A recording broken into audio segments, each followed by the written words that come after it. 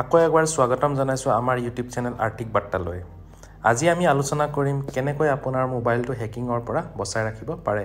বৰ্তমান সময়ত সাইবাৰ অপৰাধ দিনক দিনে বাঢ়ি আহিছে। বেছিভাগ লেনদেন, কথোপকথন বা সামগ্ৰী কিনা বেচাৰ কৰিবৰ কাৰণে আমি মোবাইল ফোনৰ ইউজ কৰোঁ আৰু সেইবাবে অপৰাধীসকলেও ইয়াক লক্ষ্য কৰি লৈছে।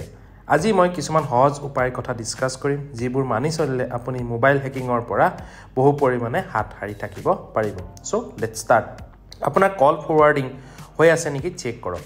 আপোনাৰ কল বা মেছেজ অন্য কোনো নম্বৰলৈ ফৰৱাৰ্ড হৈ থাকিব পাৰে, যাৰ ফলত আপোনাৰ SMS বা কল বেলেগেও শুনিব বা জানিব পাৰে। কল বা SMS ফৰৱাৰ্ড হৈ আছে নেকি জানিবলৈ আপুনি আপোনাৰ ফোনৰ ডায়াল পেডত *21# ডায়াল কৰক। যদি আপোনাৰ অজ্ঞাতে কল ফৰৱাৰ্ডিং সক্ৰিয় হৈ থাকে, কল ফৰৱাৰ্ড হৈ থকা মোবাইলটো শ্ব' কৰি দিব, তেন্তে বুজিব লাগিব যে আপোনাৰ মোবাইল নেটৱৰ্কত সেই মোবাইলটো অবৈধভাৱে প্ৰৱেশ কৰিছে। মোৰ মোবাইলত এক্টিভ হৈ থকা নাই কাৰণে ডিসেবল দেখাই আছে। যদি এইটো আনেবল দেখাই থাকে মানে এক্টিভ হৈ আছে আৰু সেইটো ব্লক কৰিবলৈ *002# ডায়াল কৰি সকলো ধৰণৰ কল ফৰৱাৰ্ডিং নিষ্ক্ৰিয় মানে ডিএক্টিভেট কৰিব পাৰে। ইয়াৰ ফলত আপোনাৰ কল বা মেছেজ গোপনে কোনো অচিনাকি নম্বৰলৈ যোৱাৰ সম্ভাৱনা নাথাকে।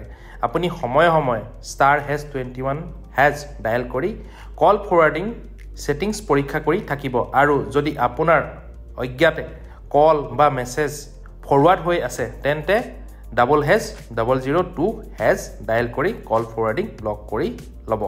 অচিনাকি এপ্লিকেশন ইনষ্টল নকৰিব। হোৱাটছআপ, SMS বা অন্য কোনো মাধ্যমেৰে অহা APK ফাইলছ কেতিয়াও ইনষ্টল নকৰিব। মানে নামটোৰ শেষত .apk লিখা থকা এপ ইনষ্টল কৰিবলৈ সদায় প্লে ষ্ট'ৰ বা এপ ষ্ট'ৰ ইউজ কৰিব।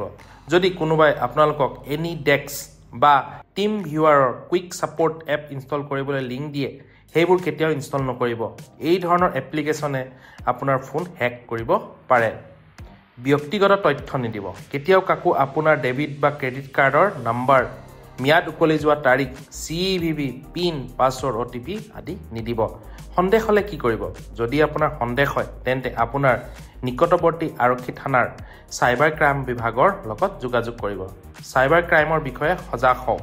সাইবাৰ অপৰাধৰ বিষয়ে সজাগতা বিয়পাবলৈ সাইবাৰ ডোজ বুলি চৰকাৰে এটা স্কিম আৰম্ভ কৰিছে, যাৰ মাধ্যমেৰে চৰকাৰে ছ'চিয়েল মিডিয়াৰ মাধ্যমেৰে কি প্ৰিকচন ল'ব লাগে তাৰ বিষয়ে ৰাইজক অৱগত কৰে।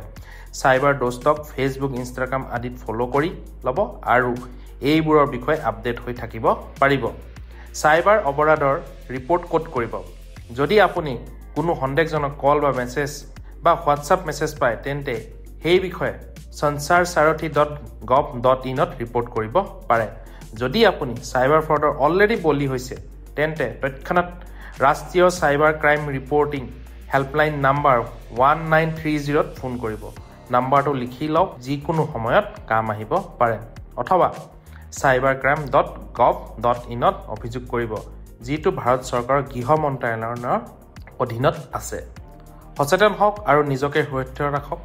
যদি আপোনাৰ কিবা প্ৰশ্ন আছে তেন্তে কমেণ্টত জনাব। আমাৰ চেনেলটো ছাবস্ক্ৰাইব কৰিবলৈ নাপাহৰিব। আজিলৈ বিদায় মাগিছোঁ। ধন্যবাদ।